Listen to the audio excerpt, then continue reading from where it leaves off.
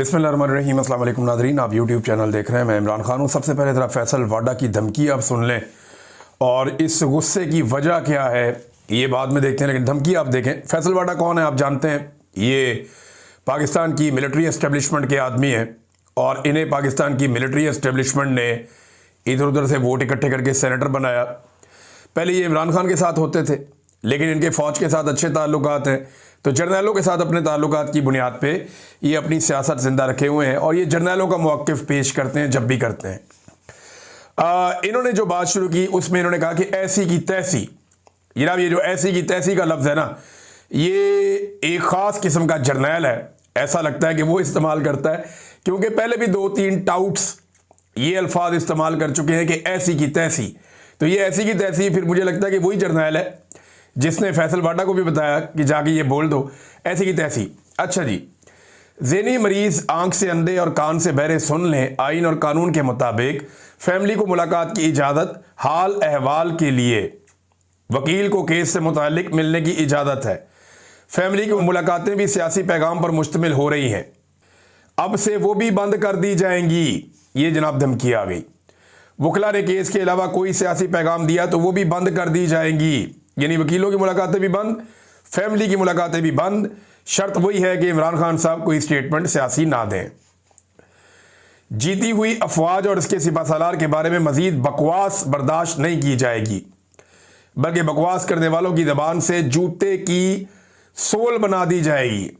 यानी वो ज़बान को जो जूता बना दिया जाएगा उसको खींच के। ये जहन की गंदगी है कि बिला जवाब और बिला वजह अपने मुल्क को अदम इस्तेहकाम और अपनी फ़ौज को बदनाम करने की जो साजिश है, इसको सख्ती से रोका जाए।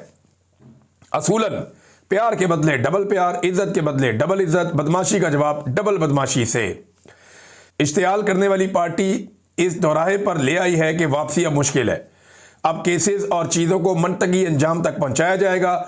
वज़ीर आला ने इंच बराबर कोई मज़ीद हुड़ाहुड़ी की तो बची कुची सियासत रह गई है, वो भी गवर्नर राज से ख़त्म कर दी जाएगी। 9 मई के दहशतगर्द जो केपी में छुपे हुए हैं उन समेत सब अपनी खैर मनाएं। नोटिफिकेशन करने वालों को कहा था कि जल्द आ रहा है, अब इसको रोल करके हलक से निकालने की तैयारी कर लें। ये जनाब फैसल वाडा की धमकी है। गुस्से की वजह क्या है? गुस्से की वजह यह है कि पाकिस्तान की एस्टेब्लिशमेंट ने इमरान खान को एक मरतबा फिर अंडर एस्टीमेट किया। इन्हें यह लगा कि नोटिफिकेशन फंसा हुआ है, ऐसे में इमरान खान कोई सियासी फैसला करेगा और इमरान खान आर्मी चीफ के लिए कोई नरमी पेश करेगा, ताकि अगर आर्मी चीफ के ताल्लुकात या फ़ौज के ताल्लुकात वहाँ पे मौजूदा पीडीएम की जमातों के साथ ख़राब हो रहे हैं या जरदारी और नवाज शरीफ के साथ कोई अच्छे नहीं हैं, तो इमरान खान फ़ौरन एक रूम क्रिएट करेगा कि ठीक है जी इधर आ जाओ। लेकिन वो हुआ नहीं। इमरान खान तब्दील नहीं करेगा, ये तो अब कल के दिन में साबित हो गया। यानी अगर नवाज शरीफ या जरदारी ये चाहते हैं कि आसिम मुनीर साहब को हटाकर एक नया आर्मी चीफ लेकर आए, तो इससे अच्छा मौका उन्हें नहीं मिलेगा। देखिए ना, आर्मी चीफ को हटाते हुए या नया आर्मी चीफ लाते हुए या एक्सटेंशन से बचना हो तो टेंशन क्या होती है? वो यही होती है ना कि दूसरी जमात के साथ जाकर मिल जाएगा आर्मी चीफ, या दूसरी जमात की गोद में जाके आर्मी चीफ बैठ जाएगा, या उनको साथ अपनी गोद में बैठा लेगा। कोई ऐसा ही खेल होता है ना जो खेला जाता है हर दफ़ा।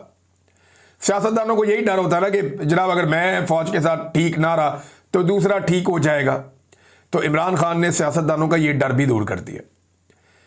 यानी अगर जरदारी और नवाज शरीफ चाहते हैं कि आर्मी चीफ चेंज करें तो इस वक्त वो खुल के कर सकते हैं। इस वक्त अगर उन्होंने आर्मी चीफ को एक्सटेंशन दी तो ये उनका अपना ज़ाती फैसला होगा, इसमें किसी किस्म की मजबूरी या प्रेशर नहीं होगा।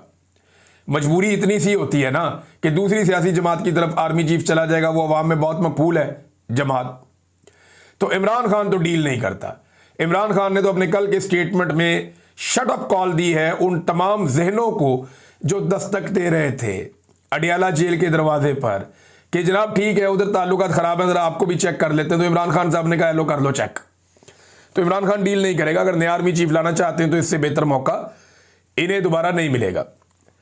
नाज़रीन, द गार्डियन ने एक army chief field marshal Asim Munir के बारे में एक आर्टिकल लिखा है। ये आर्टिकल बड़ा इंटरेस्टिंग है। पहले जरा ये आर्टिकल सुने, फिर अब हम बताते हैं कि हम सियासतदानों का तो एहतसाब कर देते हैं कि इसका दौर शुरू हुआ तो ये अच्छा हो गया, ये बुरा हो गया।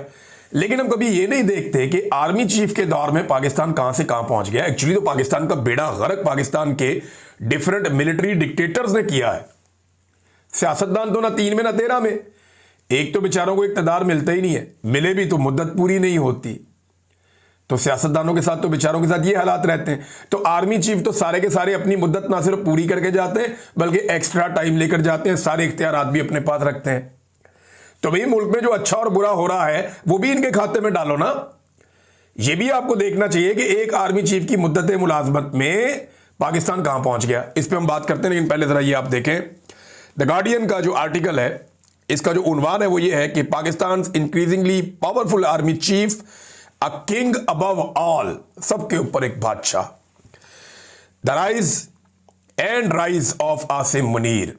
आसिम मुनीर साहब की जनाब उठानी खत्म नहीं हो रही, और ये अब आलमी मीडिया कह रहा है, मैं नहीं कह रहा। आर्टिकल ये कहता है जी कि जनरल आसिम मुनीर की पाकिस्तान में बढ़ती हुई ताकत और 27वीं आईनी तरमीम के असरात पर मरकूज है। यानी इनकी ताकत जो है 27वीं आईनी तरमीम के बाद बढ़ी, और ये अहम नुकात की उन्होंने एक फहरिस्त दी है।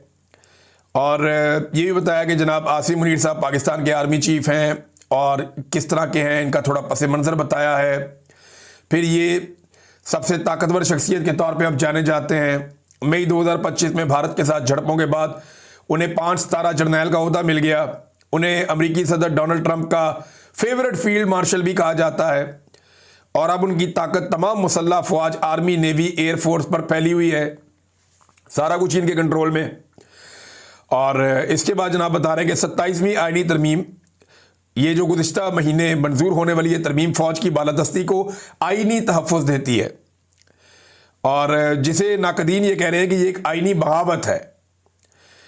और इसके तहत आसिम मुनीर तमाम मुसल्लह अफवाज की निगरानी करेंगे, और इनकी एक और 5 साला टर्म जो है वो रीसेट हो जाएगी, और उसको 1 दहाई तक मजीद बढ़ाया जा सकता है। लेकिन 5 साल ये और 5 साल आगे भी आसिम मुनीर साहब लेने की कोशिश कर सकते हैं, द गार्डियन कह रहा है।